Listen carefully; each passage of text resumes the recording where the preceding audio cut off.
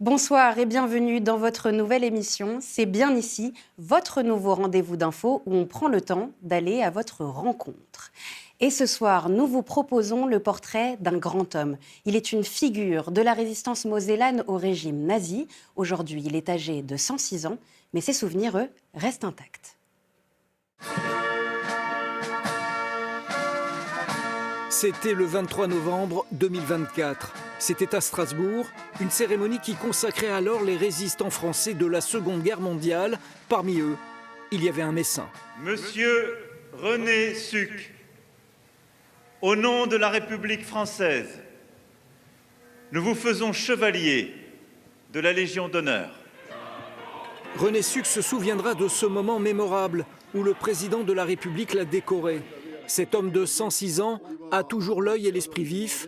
Les souvenirs de guerre sont toujours là, les bons comme les mauvais, comme ceux où les Allemands tuaient systématiquement les tirailleurs sénégalais qui se battaient pour la France dans l'armée française. La mitrailleuse ? Oui, mitrailleuse. Et puis alors là, il les zigouillait, et puis après, les camions revenaient à Saint-Florentin, et puis ça durait un moment, et après, rechargeaient encore une fois, et puis encore une fois plus loin, et encore une fois... Cette vision raciale de l'Allemagne nazie, René Sucre ne l'a jamais acceptée. Comme d'autres soldats, il a vécu l'effondrement de juin 1940. Démobilisé, il retourne sur Metz, travaille à la SNCF, se marie en 1942, puis très vite se rend compte qu'il risque d'être incorporé de force dans l'armée allemande, impensable et inacceptable pour lui. Il m'a questionné, il me dit, monsieur, mais vous n'avez pas voulu être soldat allemand ?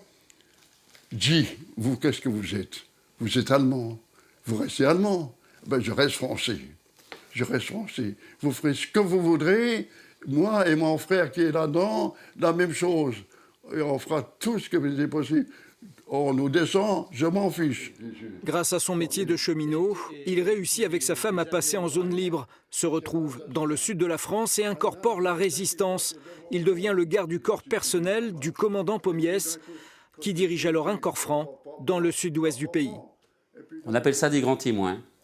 Les grands témoins de la Seconde Guerre mondiale. Et en plus, on a affaire à quelqu'un qui l'a vécu, qui a subi toutes les conséquences de ce conflit, qui a fait des choix dans sa vie, des choix importants qui servent pour les jeunes générations, qui doivent nous servir aussi de modèle. Au début, quand j'étais enfant, ça ne me faisait rien du tout parce que je trouvais que c'était la normale. Et puis aujourd'hui, je me rends compte, comme le disait Nicolas, que c'est vraiment un témoin d'une période, c'est un grand témoin de l'histoire. Et là, je suis très très fier. Aujourd'hui, René a rejoint son fils Gilbert dans le sud de la France pour vivre au soleil une vieillesse heureuse et bien méritée.